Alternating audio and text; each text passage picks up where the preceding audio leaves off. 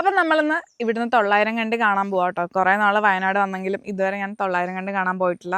അടുത്ത ഗ്ലാസ് ബ്രിഡ്ജിലൊക്കെ കയറി എക്സ്പീരിയൻസ് ചെയ്യണം എന്നുണ്ട്. അപ്പോൾ വീഡിയോ ഒക്കെ ബാക്കി കാണാം ഗൈസ്. അപ്പം നമ്മുടെ വയനാട്ടിലെ കുഞ്ഞു കുഞ്ഞു കേവ്സൊക്കെ ഉള്ളതായിരുന്നു നിങ്ങൾക്ക് അറിയാമോ? അന്ന് നമ്മൾ 900 കണ്ടിയിലുള്ള ചെറിയൊരു കേവിലാണെന്ന് വന്നിരിക്കണേ. അതാണ് സ്പോട്ട് കേട്ടോ. ഇതിൻ്റെ ഉള്ളിലൂടെ കേട്ടോ നമ്മൾ പോണത്.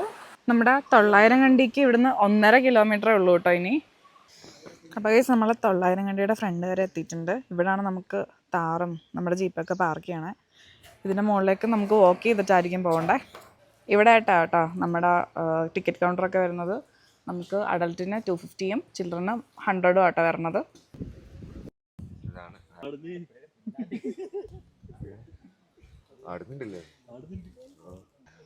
അപ്പോൾ ഗൈസ് ഇതാണ് നമ്മുടെ 900 കണ്ടിയുടെ ഗ്ലാസ് ബ്രിഡ്ജ് പറഞ്ഞ കേട്ടോ.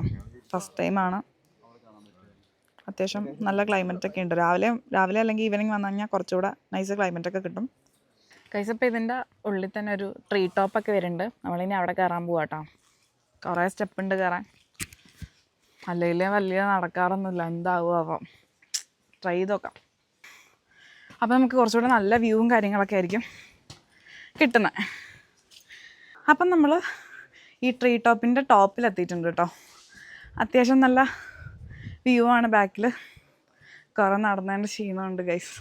അധികം പണിയൊന്നും എടുക്കാത്ത ശരീരമാണ്. അത്യാവശ്യം നല്ലൊരു വ്യൂവും. ഇവിടുത്തെ മെയിനായിട്ട് എനിക്ക് തോന്നിയത് നല്ല കാറ്റുണ്ട്. എനിക്ക് ശരിക്കും നല്ല കാറ്റൊക്കെ ഭയങ്കര ഇഷ്ടമാണ് ട്രാവൽ ചെയ്യുമ്പോൾ. കാറ്റ്, തണുപ്പ്. മോർണിംഗ് വരണം ശരിക്കും. അപ്പോൾ കുറച്ചുകൂടെ നല്ല വ്യൂവും അടിപൊളി ക്ലൈമറ്റും കിട്ടും. ഇതിൽ കുറേ ആക്ടിവിറ്റീസൊക്കെ വരുന്നുണ്ട് കേട്ടോ. അവിടെ ക്രിക്കറ്റ്, ഇവിടെ ഫുട്ബോൾ, പിന്നെ മുകളിലൊരു വലിയ സ്വിങ്ങും കാര്യങ്ങളൊക്കെ ഉണ്ട്. അപ്പം നമ്മൾ ഫുൾ ഇറങ്ങാൻ പോവാം. അപ്പോൾ 900 കണ്ടിയൊക്കെ കഴിഞ്ഞ് നമ്മുടെ റിസോർട്ടിലേക്ക് തിരിച്ചെത്തിയിരിക്കുകയാണ്. ഇനിയിപ്പോൾ നമ്മൾ ഊട്ടിയിലേക്ക് പോവാണ്.